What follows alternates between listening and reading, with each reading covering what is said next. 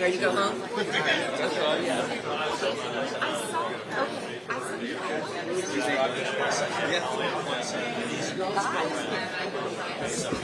You're welcome. You're so welcome.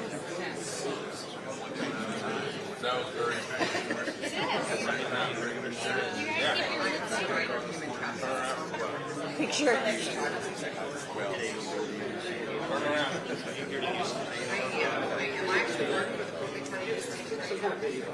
So they just hired me to be their customer creating. Are you going to go back to work right away? You have to work. I just finished. Yeah. Taking a picture.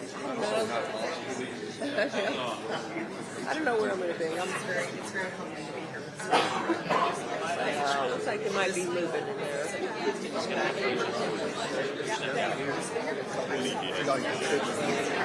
Not really.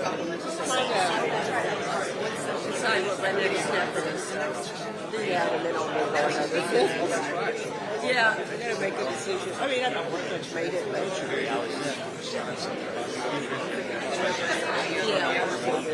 yeah, I'm sure. Actually sweating.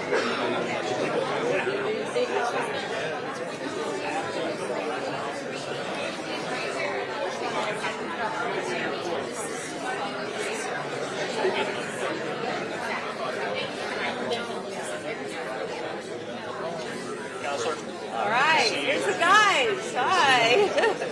10 of the hour. Yeah, no, he's right next to the center. Here. The words. Oh, okay.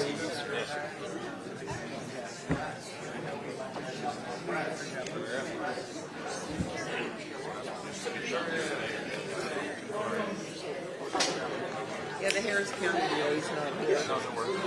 I will. I got his back. Don't you worry. I got his left flank. Yeah. I think he's got a team behind him. Yeah, I think we'll be fine. Oh my gosh. Apparently Leach was tweeting something this morning, or his wife was, and said he was going to governor off. Hello. Hello. Hello.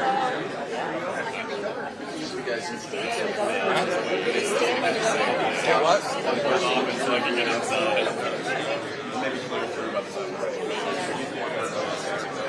All the people are here.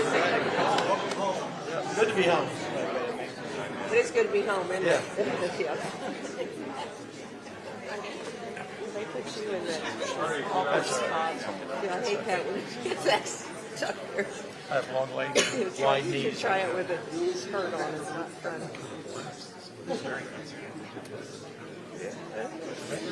Well, ours. Yeah. Oh, yeah. But they're, some of them are from this very city. Oh, there's not all of them. There's a little bit. Well, I don't know. Even the one that didn't. Oh, I don't know. Oh, I forgot. Okay. Yeah.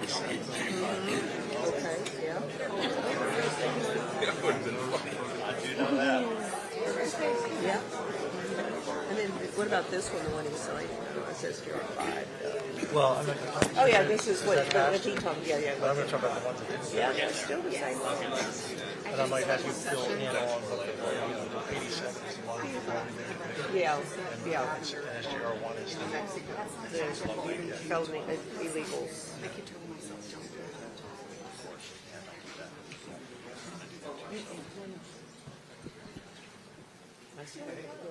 Didn't respond like that. So he texted, I don't respond. Well, because I don't post anymore broadcasting. But he texted me and said that they had changed it or taken it down. I never responded to it. He must have gotten me.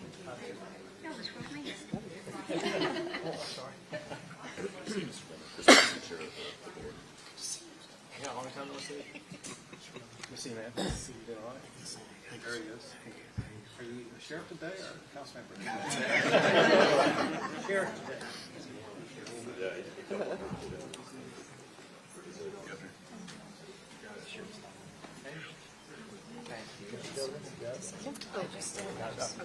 Great to see you, man. Congratulations. Congratulations on you. You got a plaque up on your wall. Yes, sir.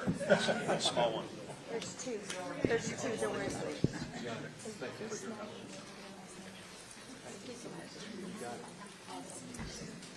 Hey. You look doing well. Guys, how's it going, man? See you. Thank you. You two guys. Sure. Governor? Governor. Well, you want me to make an announcement? I don't know. See how much pull she has.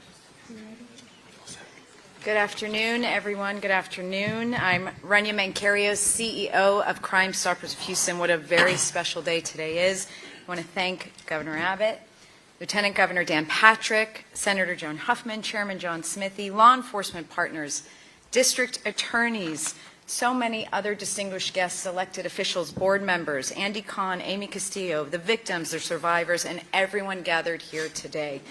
This is more than a bill signing. This is a day of reckoning. Today marks a historic moment in a fight for change that we began in 2018, a fight to stop a broken bail system from endangering the very people it's supposed to protect. Too many families have paid the ultimate price for a system that has failed them. Too many officers have risked their lives rearresting violent offenders. Too many communities have been shattered by repeat criminals who should not have been released. We know this because we've lived it. We've sat across from grieving parents and surviving family members. We've combed through court documents that read like warnings that no one heeded.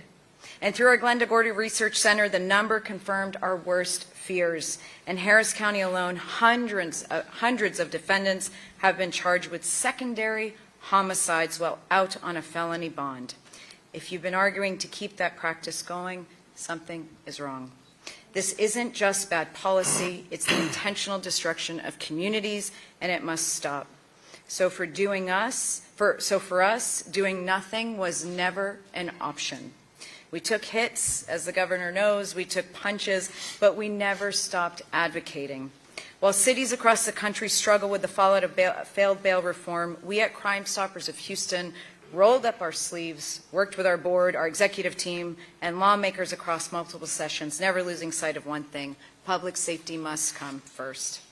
We share critical data and firsthand accounts with Governor Abbott and Senator Huffman, and we all understand that critical data that we were discussing was more than names and numbers on a spreadsheet. These were the lives of dearly beloved individuals, fellow citizens who were needlessly and recklessly killed. For all of us, this was a resounding call to action. And now today, we stand on the verge of real, lasting change. Senate Bill 9, Senate Bill 40, House Bill 75, especially SJR 5, the proposed constitutional amendment, represents more than a policy shift. They are promises kept. Promises to victims that their voices mattered, promises to families that we heard their pain, promises to Texans that we will not let violent offenders turn our communities into revolving doors of danger. But while we are extremely thankful to all who got us here today, we know it's not the end. It's the beginning of the next challenge to pass this constitutional amendment in November. So we urge every Texan to vote. Vote to keep your community safe. So I'd like to further take a moment to thank those who helped us today. Governor Abbott, thank you for being a constant advocate for safer communities and for signing these historic bills here today in Houston, where this fight began. Lieutenant Governor Dan Patrick, your personal time with victim families spoke volumes. Your empathy turned into action. Senator Joan Huffman, your leadership and relentless resolve delivered this amendment through the legislature. We thank you for standing firm when it mattered most. Chairman John Smithy, thank you for building bipartisan support and amplifying a call for change in the House. To the victims, many of you are here today, to those who testified, who stood up, who lived their tragedies over and over again. You shared your pain so that others would not go through the same. We thank you. You are the heroes of this moment. To the entire team at Crime Stoppers of Houston, I'm so proud, so deeply proud of this moment. As I've said from the beginning, it's a legislative process, but it should have never been political. So with that, Governor Abbott, thank you so much for being with us today.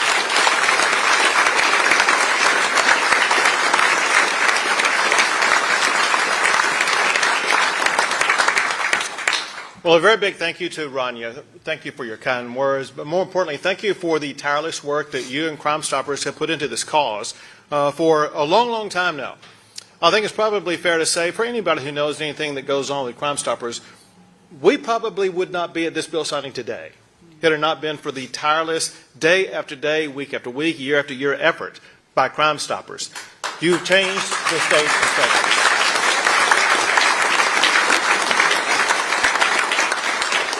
I want to put Crime Stoppers under the broader umbrella of advocate groups. And I know there are many other advocate groups, both here in Houston as well as across the state of Texas, who stood up and fought for this. One thing that our legislators need during a time of battle to get things passed, they need those advocates to come testify, to demonstrate the necessity of this legislation. Your testimony, your advocacy made a difference and ensured that I would be able to sign these laws today.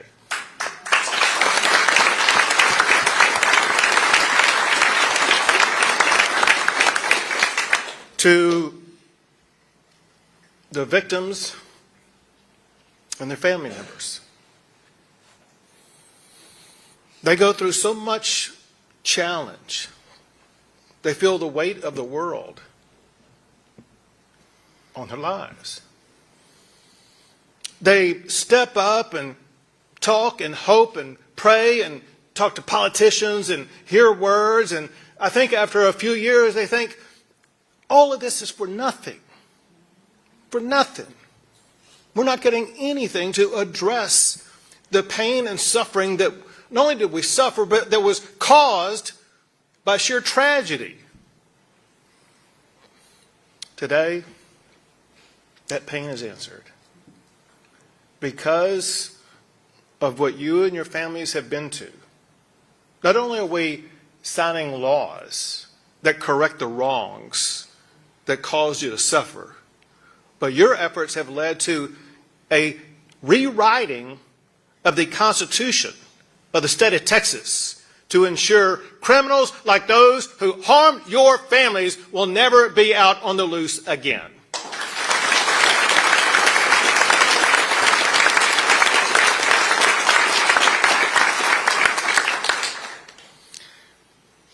Cannot thank Lieutenant Governor and Speaker Burrows enough for prioritizing this. I know you prioritized this a long time, and you're from Harris County area. You know this issue like the back of your hand. So thank you for your leadership. Thank you for helping to make sure that it swiftly passed the Senate.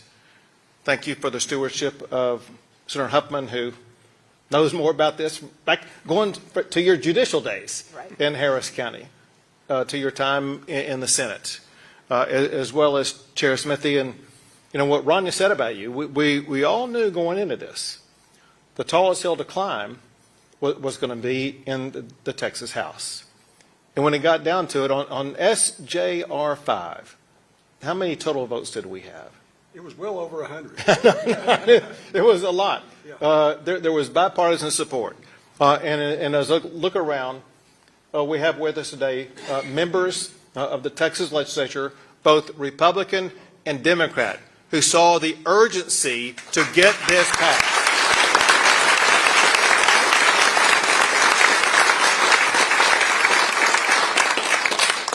Another group of people with us today who fight for us every day, quite literally with their lives, and that is law enforcement officials. We cannot be a safe city, county, or state, or nation without these law enforcement officials putting their lives on the line. And those lives were under assault by these judges who were letting these criminals loose, criminals that they arrested to put behind bars, only to see back out on the streets just a few hours later, threatening the lives of the very law enforcement officers who arrested them in the first place. This group of laws is as much for those law enforcement officers and their protection and their safety as much as anything else. So please give it up to every man and woman who wears the uniform of our law enforcement officers.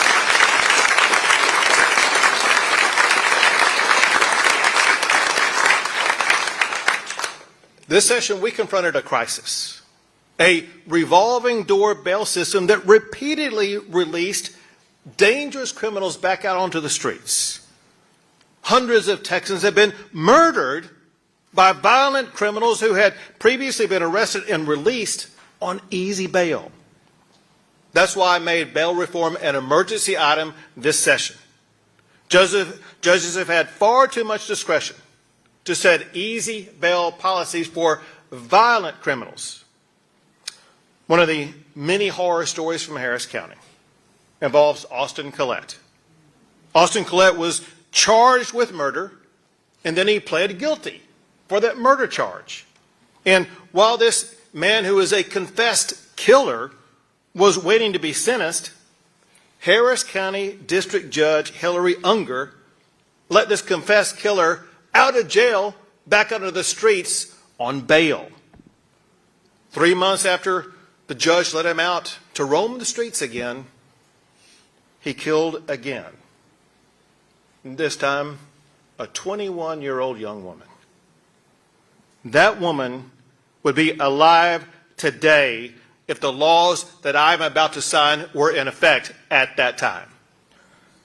With these laws, judges will no longer be able to grant bail for violent crimes like murder and rape if the prosecutor shows that the defendant is a flight risk and a danger.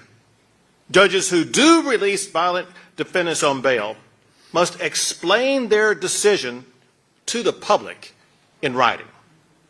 Prosecutors will now have a new tool. Prosecutors will have the right to appeal a judge's questionable bond decision. Also, unaccountable magistrates will now be barred from setting bail in the most dangerous and high-risk cases. Instead, it's going to be elected judges who must make those decisions. And now we are preventing nonprofits from using your tax dollars to bail criminals out of jail.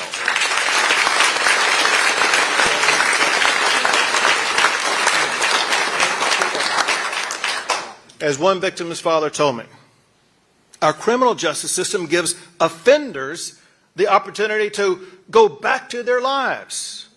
Meanwhile, the victims can never go back to their lives, and neither can their grieving families. That travesty ends today, thanks to the hard work of the Texas House and Senate. Lives are going to be saved because of the action they took this session. Now, let's make this law.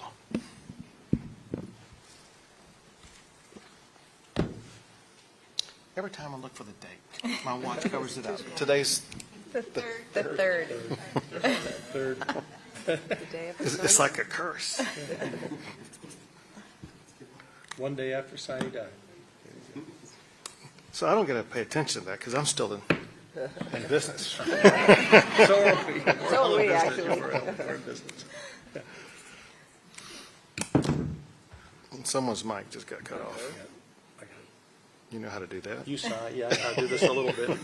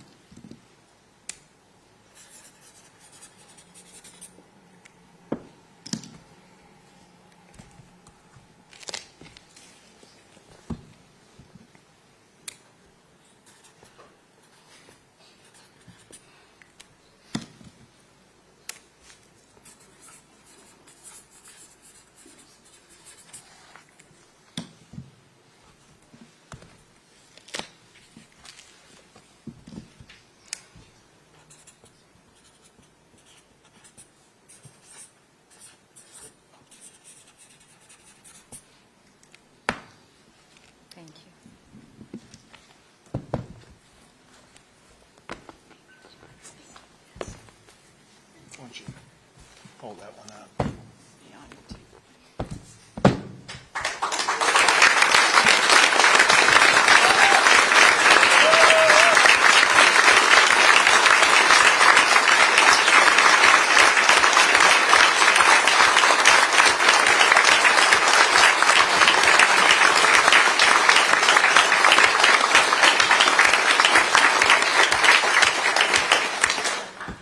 Now I want to turn it over to Lieutenant Governor Dan Patrick. Thank you, Governor. I've known Andy Kahn a long time. We started the Crime Commission about 35 years ago, I think, long before I was in office, to look at this issue. I've been involved with Crime Stoppers, and Rana, thank you for the incredible job you do, and all the board members and all the volunteers. Incredible speeches a few years ago from crime victims, not from elected officials, but from crime victims who told their stories. I want to thank Senator Huffman. She's been on this for 3 or 4 sessions now, and we passed bills out of the Senate time and time again. They didn't pass in the House, and that's why I thank Dustin Burrows, the new Speaker, who finally had the courage to say we're going to pass these bills.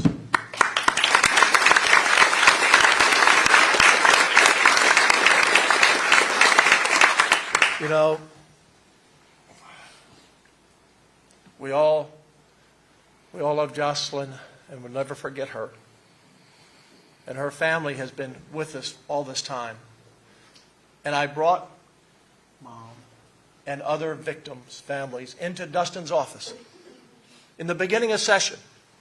And I said, we have judges in this town who are letting murderers out, rapists out, child sex offenders out. That we have hundreds and hundreds out on the street now that have committed violent crimes that should not be out. And he was amazed. He's from Lubbock. He said, we don't allow that in Lubbock. That doesn't happen.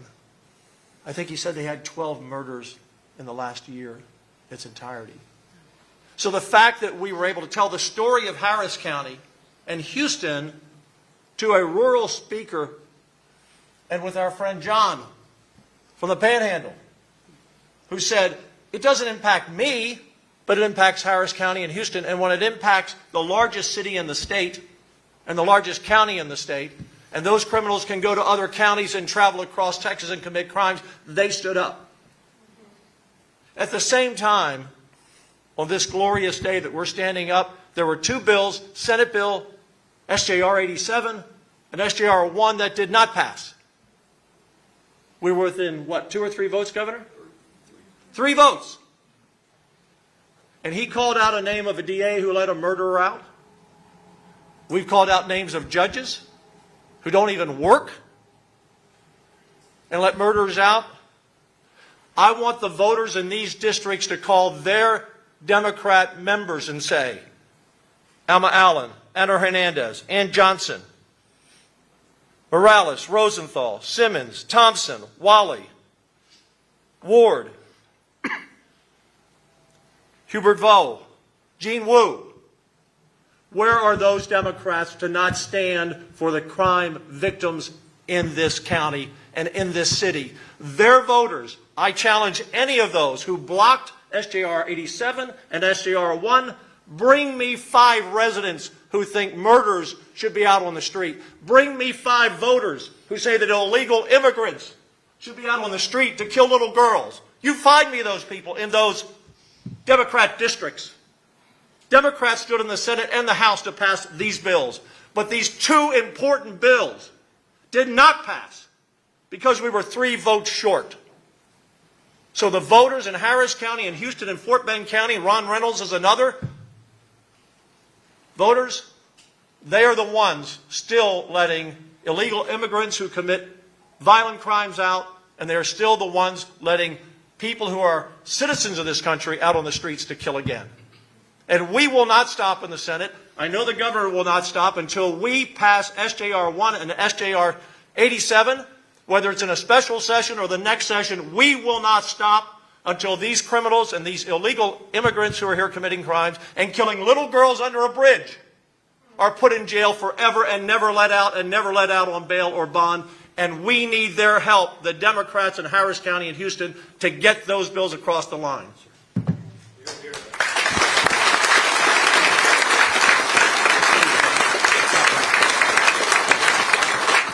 Now Senator Huffman.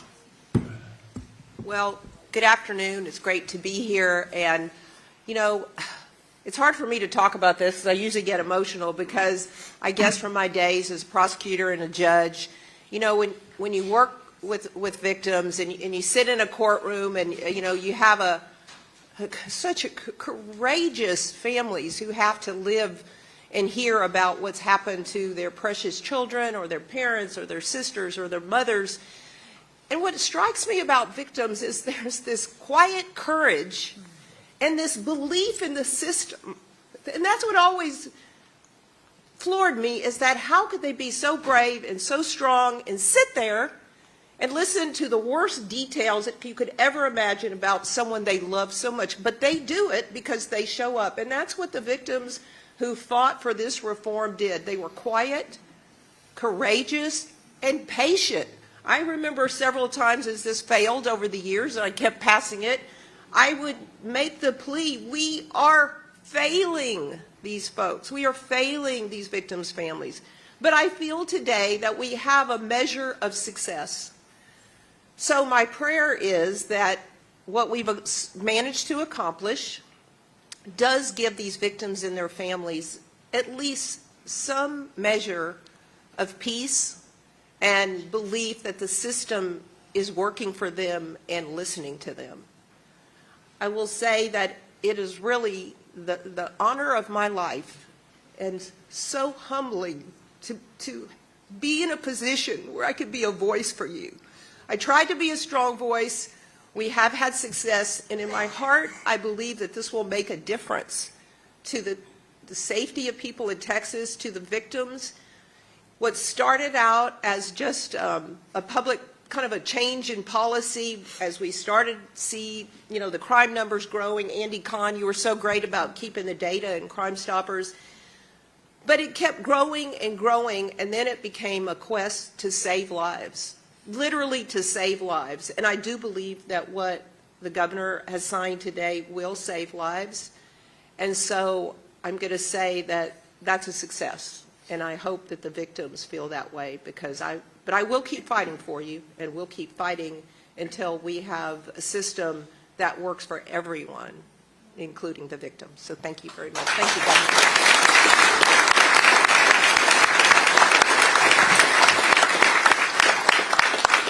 Representative Smithy. Well, thank you, Governor. And I will say I've known Governor Abbott and Lieutenant Governor Patrick for a number of years and been involved in a number of issues and legislation with them, but I've never known either one of them to be as passionate about legislation as they were about this. And it was their hard work and determination to get this across the finish line that made it happen. So thank you all for what you did. And as Lieutenant Governor Patrick said, for the first time really in a while, we had a speaker in Speaker Burrows who was determined to get this passed and worked hard to get it done. And I'll say this about Governor Abbott. When we would get in negotiations, and we seemed to be at loggerheads, he would actually show up and try to get it resolved. I've never seen a governor do that, want to pass a bill so bad and to get that done, and we appreciate y'all staying with us. And Senator Huffman, when we first talked about this, she said, "This is my baby. This is like a child to me." She said, "Please don't hurt my child." And when she said that, I knew that it had a special meaning to Senator Huffman, and it did. And so I told our colleague, and also I need to say one word about our colleagues in the House who are here today. We have several colleagues, but particularly Representative Louderback, Representative Cook, and Representative Little. We were all on the Criminal Jurisprudence Committee together. We would have never gotten this bill passed, I can tell you, in the Texas House without their just tireless work on getting this done. We had to get a lot of votes to get this passed, and we didn't have them, and then we were able to get them. And so their work was extremely important. I told I always said this bill was not about me, or it's not about Senator Huffman or even the governor or lieutenant governor. It was always about the victims and their families. And it's their bill. And, I told our colleagues, it's not every day you get to work on a bill that will save lives. But I've also said that if this legislation changes one, or it saves one little girl's life, or one mother, or one grandmother, or one son, or one father. Every trip that these victims and their families made to Austin, every hour that they sat there patiently waiting to testify, every minute that they sat watching House proceedings and Senate proceedings, every one of those minutes will be worth it to save one more life, and it will do that. And so I would just say now, get to work. We got to get this passed in November. It's got SJR 5 has to pass the voters. But, the voters on these types of things seem to have clearer eyes sometimes than the legislature does. And I predict this is going to pass overwhelmingly, and our goal, I think, should be around 90%. If we can get 90%, we're doing good. Thank you.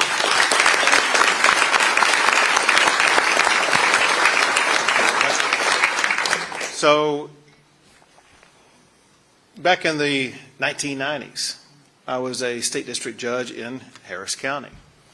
And in about 1994, I was fed up with what were easy parole policies. And I got to know a man named Andy Kahn. Right, was that three decades ago?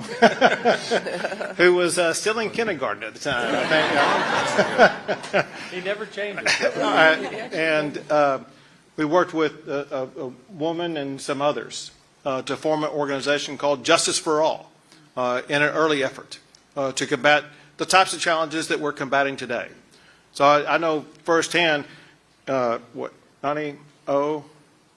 or 4 decades, whatever it is. Yes, 3 decades. 3 decades. Going on. So Andy has been in this fight for 3 decades. No one knows as much about it, is involved or cares as much, or has as much institutional knowledge about waging this fight. And I'm proud to be able to call him a friend and introduce him at this time. Thank you, guys.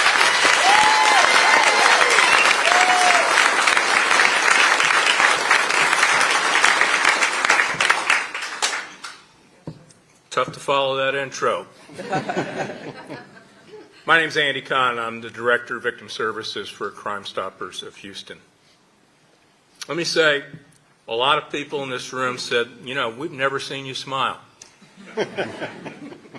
Guess what? Today's the day. I'm smiling.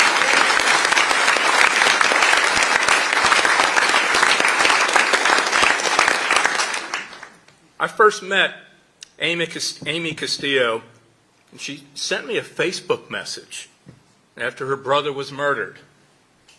And as Amy tells it, I was shocked you responded. I respond. I told Amy I was going to take a deep dive into the suspect that was charged with her brother's murder, and what I uncovered was shocking and disturbing. I had to tell Amy her brother was murdered by the defendant the very same day he failed to appear in court to have a GPS put on his ankle. Keep that in mind. He failed to appear in court and murdered Amy's brother that very same day. I had to tell Amy the defendant was also out on bond for aggravated robbery in Fort Bend County. And despite being on bond for aggravated robbery in Fort Bend County, he was allowed to post 2 more felony bonds in Harris County. I had to tell her that after the defendant was charged with capital murder on her brother that, most capital murder defendants don't get out. It rarely happens. I was wrong. The last several years, I have had the privilege of watching Amy Castillo grow into a role as a voice for victims. This year, for the first time, she testified in support of the very bills that Governor Abbott signed today. Chairman Smithy, when you stated on the floor that even though these bills have our names on it, the bills belong to victims and surviving families. And on behalf of my constituents, we deeply appreciated your statement. I made a promise to Amy that her brother, Joshua Sandoval, would be a catalyst for change. Promise kept.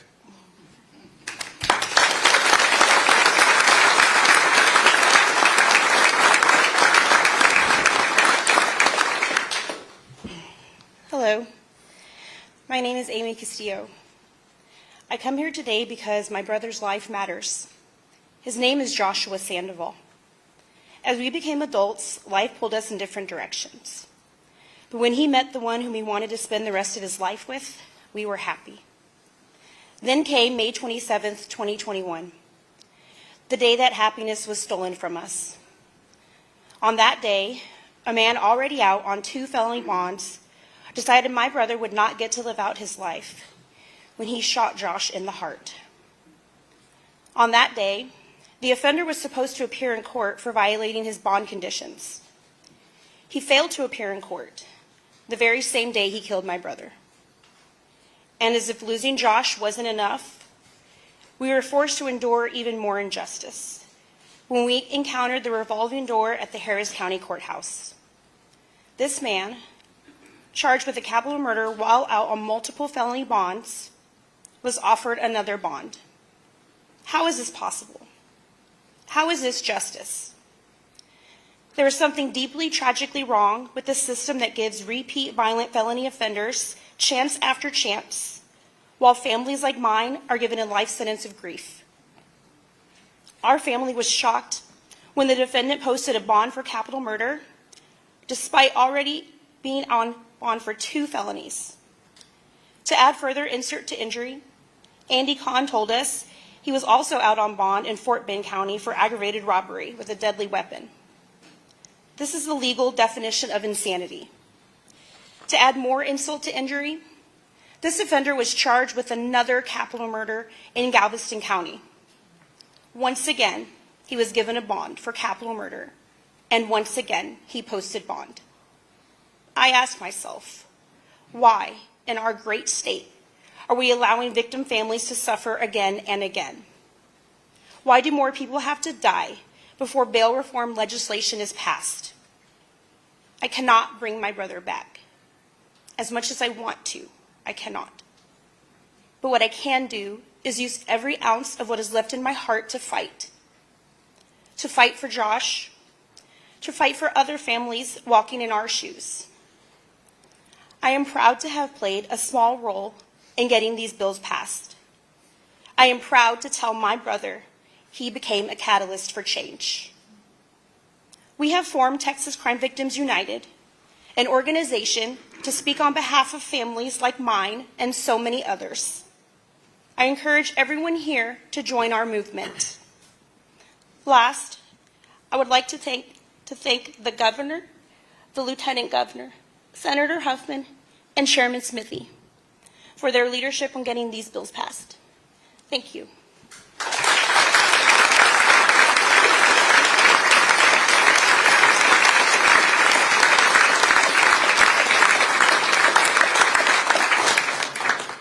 Amy, your story puts a punctuation point on why these reforms, this legislation, this constitutional amendment were needed. You also made another point that's very important.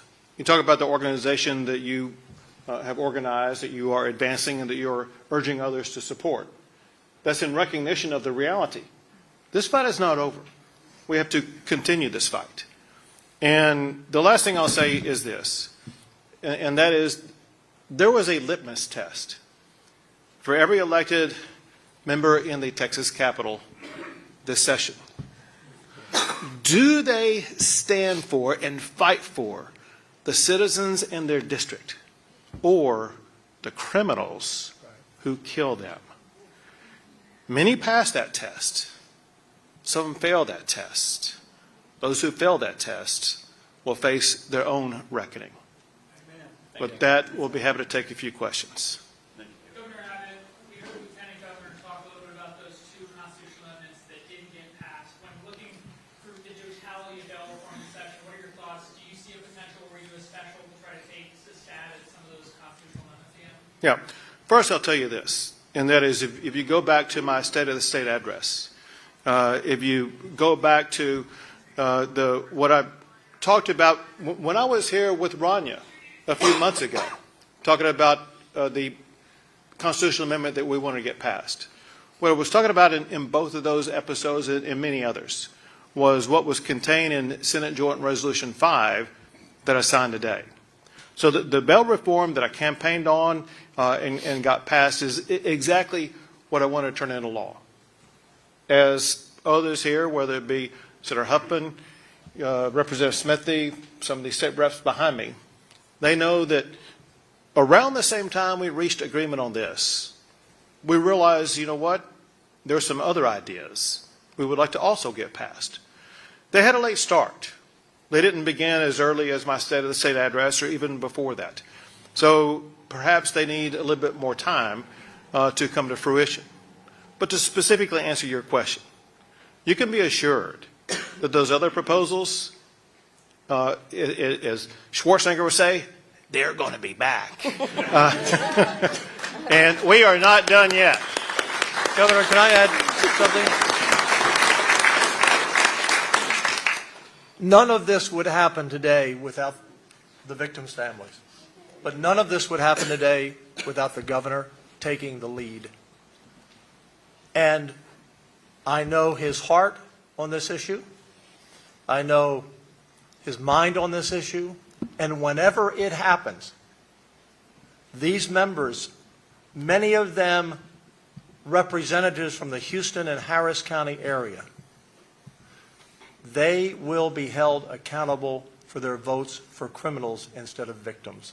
So whenever it happens, he will lead, we will lead, and trust me, it will happen.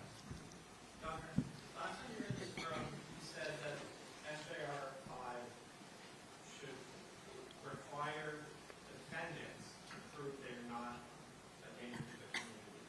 Earlier, the way it ended up is prosecutors have to prove they're not, that these people are a danger.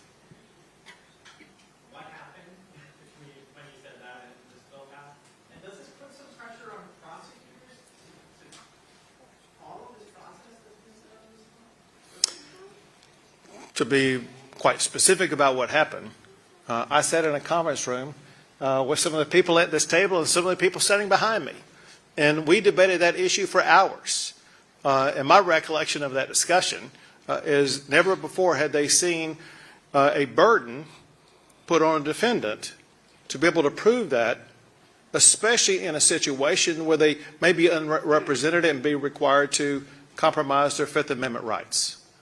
And so what we decided to do instead was to adopt a standard that was derived from what is used in federal law that prosecutors deal with all the time.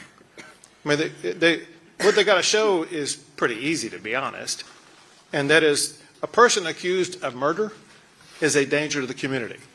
Not hard. But here's the important part that I knew was coming, and that is even with that burden, there's going to be some leftist judge, progressive judge in Harris County who still may grant bail. The prosecutor, unlike before, now has the right to immediately appeal that disgusting decision. And while that appeal is undertaken, that criminal is going to remain behind bars. And we are going to be assured we're going to get a good appellate judge or even court of criminal appeals judge who's going to take the action needed to make sure that these dangerous criminals remain off our streets. We're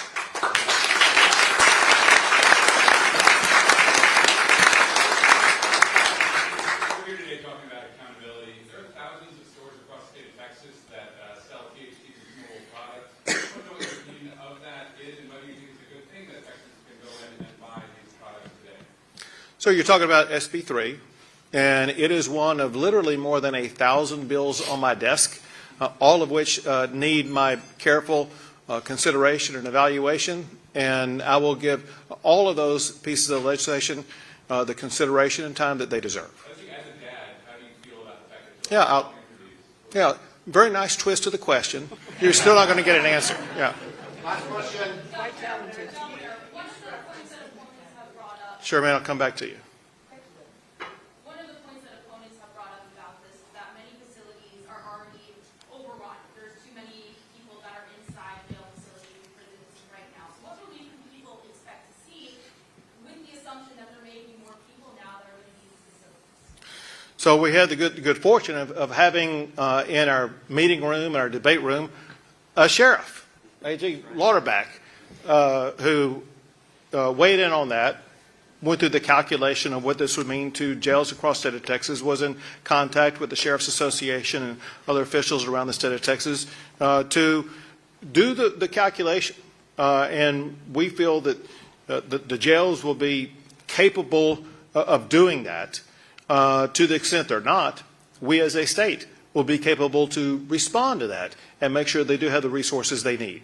We as a state understand it's a priority to keep dangerous, murderous criminals off the streets.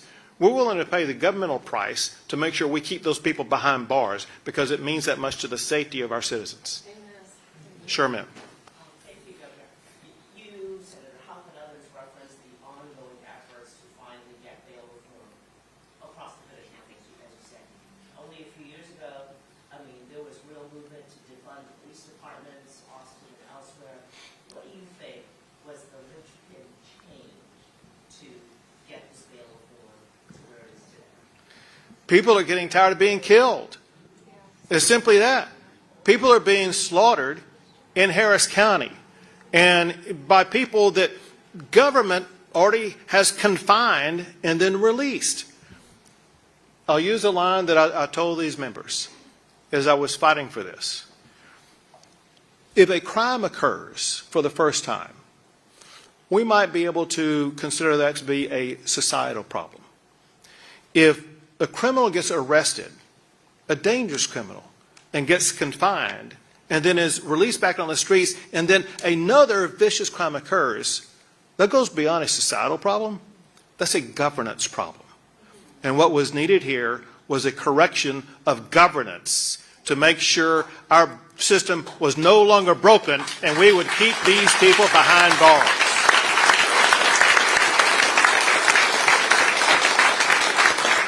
Thank you all very much, but the biggest thanks goes to, for one, the victims, the families who've stood up, and most of all, to God Almighty for serving us all.